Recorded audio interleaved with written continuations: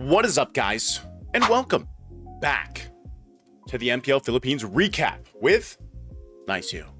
Yes, I know.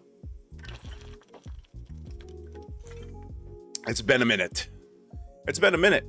And I have been deathly sick. Okay, probably shouldn't say deathly. I don't want you guys to worry. But yes, I was sick for like a week and a half. Almost 2 weeks, actually. I was sick for a while. If you guys noticed, too, on the channel here, we didn't have a week 6 recap because right after week 6, I think the next day or the day after, I ended up going to Malaysia. SPS Masters was going on, and I just went to go hang out and do a couple projects as well that weren't related to that. Hung out on the broadcast for a bit. You probably saw me pop up here and there for little bits, but yeah, I didn't cast it, but I left right after. That's why there was no week 6 recap for the MPL Philippines. And now we have just finished week 7. So we're down to what? We're down to one more week of the regular season. And surprisingly enough, too, we still have to figure out what's going on here, buddy. We still have to figure out the last team to go to the playoffs, right? So this one's going to be a little bit quicker, I guess, because really week 7, there wasn't a ton of crazy stuff that happened, honestly. So this might be a shorter one. So we're going to go ahead and pull this bad boy up like we normally do. And while we do that, don't forget to go ahead and hit the like and subscribe and leave a comment if you want to. Helps me out. Thank you very much. Okay, so we got this bad boy up. Let me go ahead and move me a little bit here. Okay. All right. And excuse my little sniffles. I still got a little bit of sniffle and a cough left over. But, all right, week 7. This is what we just finished right here. Week 7 is done and dusted, and good to know because we got 1 week left. And like I mentioned to you guys, we have 5 teams that have already secured their spots for the playoffs. I think one of those teams have already secured the top seed as well. So that's also still important. Again, if you get top seed, that is an advantage going into the playoffs. And you have a really good shot at making it to qualifying for EWC, which obviously all these teams want to do that are in the playoffs because that EWC is going to be it's amazing, and the prize pool is huge, right? So not that they're just playing for prize pool, yeah, but you know what I mean. Anyway, let's go ahead and cover week 7 here. Week 7, by the way, I just want to throw it out there that, again, I wasn't the only one that was sick as a caster. Like, some other casters were feeling a little under weather too. So coming into Friday on week 7, I was just holding on, dude. And I hope you guys couldn't really tell, like, on broadcast if you watch the English broadcast.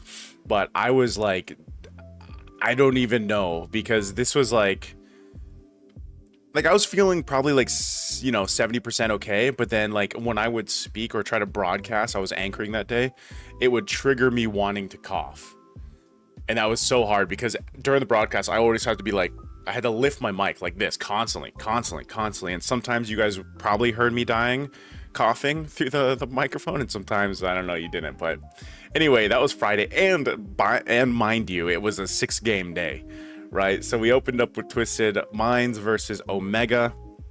Omega ends up winning this, which was really interesting because when you look at Twisted Minds' draft, they just kept going Joy and Eve. Right, they changed up some things here and there, but relatively quick games too for all 3 of these. But this was a big win, I would say, for Smart Omega. Like, they needed this win, and you know, they had Super Yoshi in and stuff like that. And I do say that, like, I like some of the experimentation that we're seeing. Again, we're on this kind of like newer patch that came out, so some of the drafting has been a little bit different. Some of the picks have been a little bit different. We did see the Hellkurt come out, and it was just absolutely shit on, by the way. But I'm still happy that we got to see that. But then, of course, also we saw the Ling come out. And so really, when you kind of look at this game, it was good for Smart Omega. They needed to win it to have their hopes alive for getting that last slot, because it's basically between Smart Omega and Twisted Minds, the last slot for the playoffs. So a very important match here that Smart Omega won. And then, of course, moving on, we have Team Falcons versus TNC. This was also a great match. This was like one of the high. There was actually a lot of good matches for the weekend, but this was a great one with Team Falcons versus TNC. And the main thing for a lot of the storyline for TNC is still the fact that, you know, TNC has not beaten a top 4 team. Yeah, it's great that in, I think it's 5 seasons, they've made it back to the playoffs and everything, but they have been tested quite a bit, and they just have not won against a top 4 team so far. And for Team Falcons, they brought in Pandora here. Pandora actually played on Friday because it was Ogwin's birthday. Who, by the way, they're cousins. So Pandora and Ogwin, the cousins. Pandora has been the 6th man for the longest time on that lineup that is Team Falcons, even went back when they were APBR, right? And so he has played in previous seasons here and there too. He used to be an XP laner. Comes in as the roam though for this matchup, and TNC can't beat Team Falcons, and that's just showcasing like how strong the lineup from Team Falcons PH really is. Like even their 6th man does a fantastic job when he has to step up and come in into a role that maybe some people aren't used to seeing him play, right? Because he was XP before. But he ended up coming in. Yes, TNC won that first game. It was a really fun game to watch. But, you know, they come in and a long game for game 2. But then we get this 11-minute last game, right? And Super Marco getting an MVP there. This was a fun match though. I really liked both of them, to be honest, both of them on Friday. But yeah, TNC still looking for that victory against a top 4 team. Now, mind you too, that TNC is pretty much stuck in 5th place. They're not going to go any higher. They're not going to go any lower for the playoffs, but they are playoff secured. So hopefully they can break that kind of, I don't want to call it a curse, but hopefully they can break that streak and come into the playoffs like beating one of the stronger teams, depending on who's going to play against who. So then we move on to Saturday. Saturday, I just rested this day. Again, I was still battling a cough and like kind of being sick. So Saturday was purely, you know what, let me just go ahead and rest. So I just rested for as long as I could while watching these games. And really, it was kind of uneventful for me, like watching this, just because, again, Twisted Minds, APBR, you know, they get swept here. Just rough for APBR. And, you know, while we're here on them, we might as well go ahead and say it. Even after yesterday's loss that they had against Onyx, unfortunately for APBR, they are out of contention for playoffs. I talked about this in one of my earlier recaps, though. Like, I just kind of expected that. I did not expect APBR to make it to the playoffs. Just as strong as they were in the MDL, this squad, coming into the MPL is very different. And you could really see the difference in playstyle synergy that they had, and even drafting that they had. So they get swept here by Twisted Minds, which was also, again, this is an important win for Twisted Minds because they are fighting with Omega currently to get that last spot for the playoffs. And then moving on, Aurora versus Omega. This was a big win for Aurora because it, again, got them a step closer to getting the top seed spot. And very, very decisive wins for them too. Smart Omega struggling against a team like Aurora. And then lastly, you had Onyx versus TLPH. This was the highlight of Saturday, honestly. The first 2 matches really weren't that exciting. But the last one, obviously a team like Onyx Philippines, the defending world champions, versus Team Liquid PH, who has been on a crazy stampede lately, was really fun to watch. Even though, you know, you still have 3 Hayabusa games here, 3 Joy games here, the Valir 3 times. Like, it's funny because these are quick games too, and you're seeing this Valir pop up a lot more now, and you guys might be wondering why. Well, it just works really well with dealing with some of those initiations coming through, whether it's a Loyi, whether there's a Hylos on the team, because the Hylos and even the chip, Valir seems to be a great answer, but also because of the recent buff that he got. I know Gord technically got kind of like a buff too in a way, but I'm not sure if he's gonna show up maybe in the playoffs or not. But it's nice to see Valir pop up. I do like some of the shakeup that's happening in the mid lane. So again, yeah, this is just Onyx Philippines doing great. It's funny to see Super Friends play this 3 times though and make it work. And of course you have the Cho still coming through. It was great to see a Kufra as well pop up for Brusco. And yeah, it's like this game, I think it was the game 3 that had that highlight moment too. Brusco somehow survives a setup diversion play from Team Liquid PH that Sanji put in play. Brusco survives. If I can remember to find the clip, I'll throw it on here. But Brusco survives, somehow doesn't die. Kirk jumps in, and then they end up going into this team fight and just end up destroying Team Liquid PH in that team fight. But I say destroy because they just somehow survived that and won that team fight. Like, and this was the power of the Valier there too, because Kirk's jump in and the Valier was there. And it was almost just like, it was something that Team Liquid PH had to go ahead and try. And they just got punished hard. And that was the nature of the composition that they had.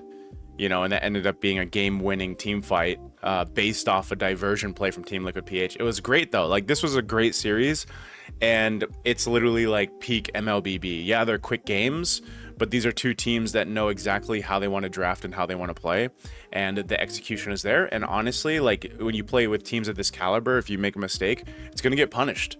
And that could be a game-winning, you know, punish, basically. So definitely, I would say check out Onyx PH versus TLPH if you want to watch on day 2's match. Especially game 3 was great, but the whole series was great. And then moving on to Sunday, this was yesterday. Again, I got to cast here. Felt a little bit better. We called it Family Sunday. It was me, Brigida, and Ingen, and we actually switched roles. I don't know if you guys really pay that much attention, but I was on the analyst role. I was on the analyst role because I had a much harder time talking, and I just like wanted to give more rest to my voice, where now today it's much better. That's not to say the analysts don't talk a lot. It's just I went over there because also Ingan lost his voice, and by the end of it, you'll hear his voice too. He lost his voice. And so we both couldn't play by play, so we let Brigida play by play, and then Ingan was anchoring. So we did a role swap basically on desk. It ended up working out okay. It was a fun, lighthearted day anyway. But this match 1, Aurora versus TNC. Again, TNC still struggling to beat a top 4 team, but also a big win here for Aurora because this was their first condition to lock in the top seed spot. So them winning this was big for Aurora. It was also good to see Edward bring out the Esmeralda again. He's the only player that's done that, I think, now twice. And it works really well against a lot of the shield heroes that are coming up, you know. And also at the same time, when he played the Kalea, when Edward was playing the Kalea, this combination is so deadly. A Kalea with a Matilda and even a Farsa. There's so much utility there. And yeah, even then, like Demon Kite's still playing the Suyo, even though he was nerfed. So it can still work, you know. But we are seeing some of the picks change, like I said, a bit there. So grats to Aurora. Pretty sure they did lock in that top seed spot, which is big for them. And then the last match, of course, which was also a condition for Aurora locking in that spot, was that AP should not have gotten swept by Onyx, but obviously, you know, they did. They got swept.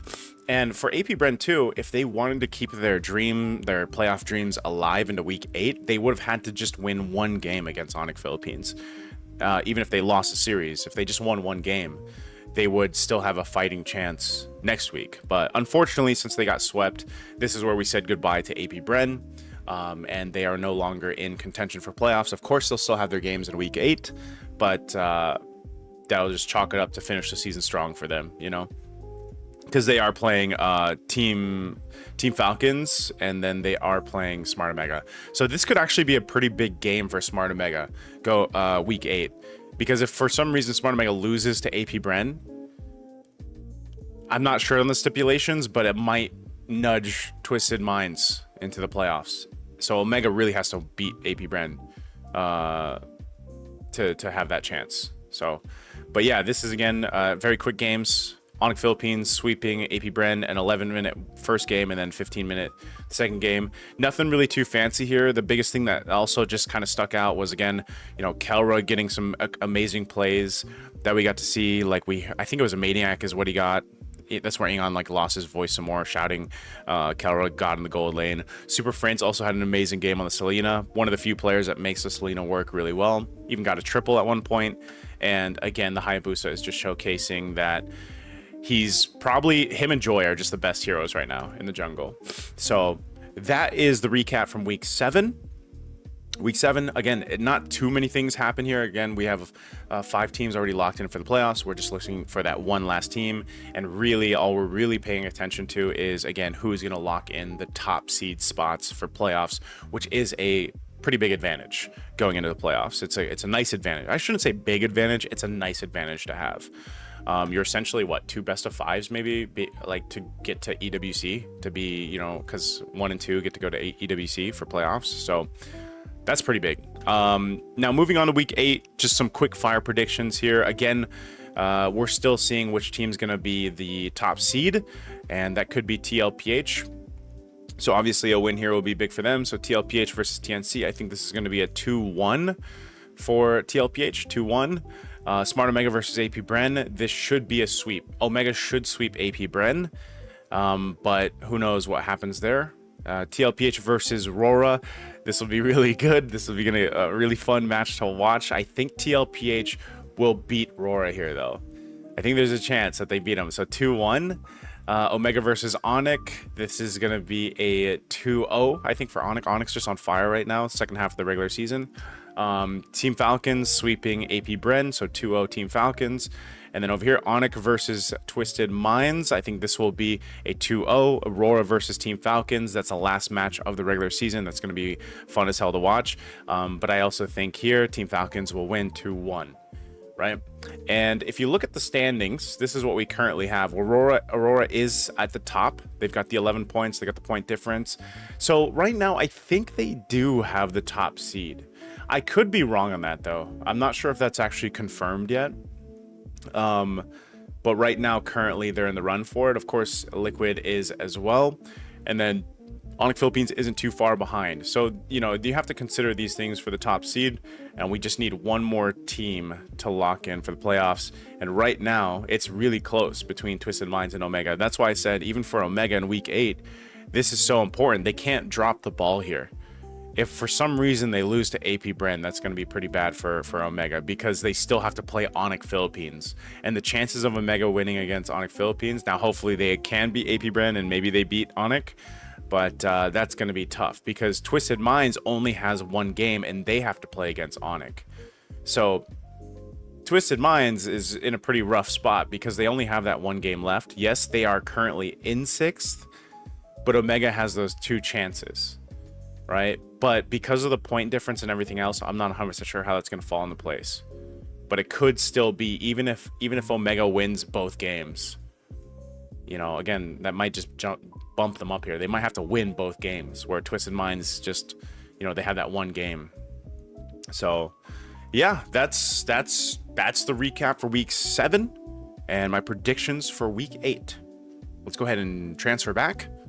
Predictions done. I think we're a little bit quicker today. Yep, a little bit quicker. Again, thank you guys for checking these out, you know, these recaps out. I know at this point at week 7, there isn't a ton to recap on. Yes, of course, there were some highlights here and there, but nothing that really stuck out. I just feel like, again, we're in a position where we're just trying to focus on who is going to get that last spot for the playoffs, and then, of course, who is the top seeds, top 1 and 2. And so when we get to week 8, of course, we'll do a recap for week 8. After the recap for week 8's video, we'll do a playoff prediction video. And we'll talk about a couple things before the playoffs, because there's quite a bit of a break between week 8 finishing and then playoffs. I think there's like a 2-week break, which is usually the case if you guys watch MPL Philippines often. So that's usually the case. So there's a plenty of Mobile Legends you guys can watch in the meantime. NACT, I think, is starting. I'm not 100% sure what their broadcast is going to be like this time, because I know there were some changes there with NACT since the whole legal stuff is going on. I think MPL Singapore has just started. Of course, MPL MY just recently started. They're like in their 2nd week, and then of course you have ID going on, which is crazy. They had like an NBA collab or something. That was insane. But yeah, that's going to do it for the video, guys. Again, I'm keeping it a little bit shorter here just because I'm still recovering. My voice and stuff is almost back to normal. Excuse me. Still had that cough, a little bit of sniffles, but we are feeling good. And I'll be back to streaming as well this week. There's a variety game that I really want to play, and it'll be live. I'll be live on Twitch. and most likely TikTok, because that's what I've been streaming on right now. YouTube, I'd love to throw that in the mix, but I don't know if I can do 3 platforms all at once. And right now, we've been pushing the TikTok and Twitch streams because we got a pretty good community over there on both, and subscribers over there on both. So if you guys want to watch the streams, definitely check that out. I usually try to stream Monday, Wednesday, Friday, but it's better you guys just go ahead and follow over on those platforms and hit the notification when you want to catch the streams. All right, so that is it. Again, share with me down below what you guys think about the regular season now that we're down to 1 week left, and let me know which team you think is going to be the last team to secure the playoff spot. Is it going to be Twisted Minds, or is it going to be Smart Omega? Let me know what you guys think in the comments, and we will see you guys in the next recap video.